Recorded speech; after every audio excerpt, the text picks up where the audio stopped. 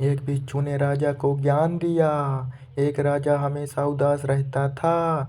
लाख कोशिश करने के बावजूद उसे शांति नहीं मिलती थी। एक बार उसके नगर में एक भिक्षु आया। भिक्षु के ज्ञान पूर्वक उपदेश से राजा बहुत प्रभावित हुआ। उसने भिक्षु से कहा, मैं राजा हूँ, मेरे पास सब कुछ है, किंतु फिर भी मेरे मन में शांति नहीं है। मुझे क्या करना चाहिए? भिक्षु बोला, आप अकेले में बैठकर चिंतन करें। राजा अगले दिन सुबह अपने कक्ष में आसन जमा कर बैठ गया। तभी उसके महल का एक कर्मचारी सफाई के लिए राजा के पास आया। राजा उससे बात करने लगा। कर्मचारी से राजा ने उसकी परेशानियां पूछी, जिन्हें सुनकर उसका दिल भर आया। इसके बाद राजा हर कर्मचारी के कष्ट व दुख जानने लगा। सबकी व्यथा सुनने के बाद राजा ने निष्कर्ष निकाला कि वेतन कम होने से सभी आर्थिक रूप से रिक्त थे। राजा ने तत्काल उनके वेतन में वृद्धि की, जिससे वे सभी खुश हो गए और उन्होंने राजा के प्रति आभार व्यक्त किया।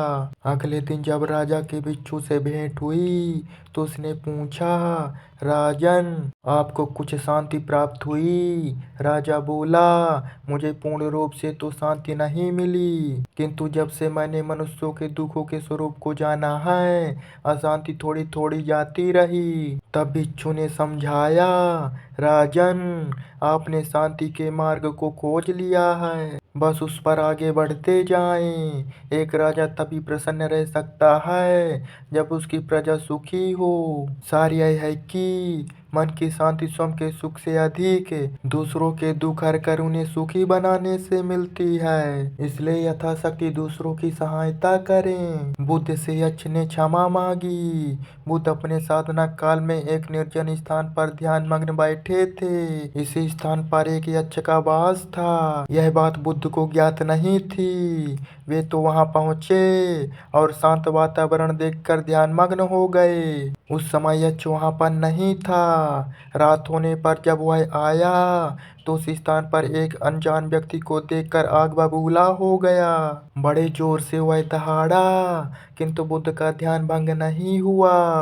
यक्ष ने उन्हें हाथी का रूप धारण कर डराना चाहा, किंतु बुद्ध यथावत ध्यान मग्न बैठे रहे। उसने बुद्ध को डराने के लिए क्रमशः शेर, चीता, बाघ, हाथी का रूप धारण किया, किंतु बुद्ध अविचलित ही बने रहे।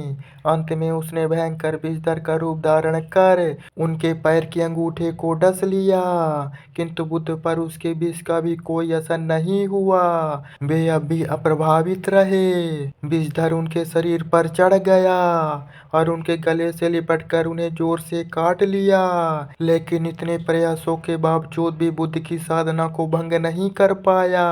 थक हार कर नीचे उतर आया और उसने कुछ कदमों की दूरी पर लेटकर अपनी थकान उतारने लगा। ध्यान पूर्ण होने पर बुद्ध ने उसकी तरफ देखा और उसे बहुत ही स्नेह से दुलारा। उनका निश्चल प्रेम देखकर सर्प का भी समृत बन गया और यक्ष ने श्रद्धा पूर्वक बुद्ध को नमन किया।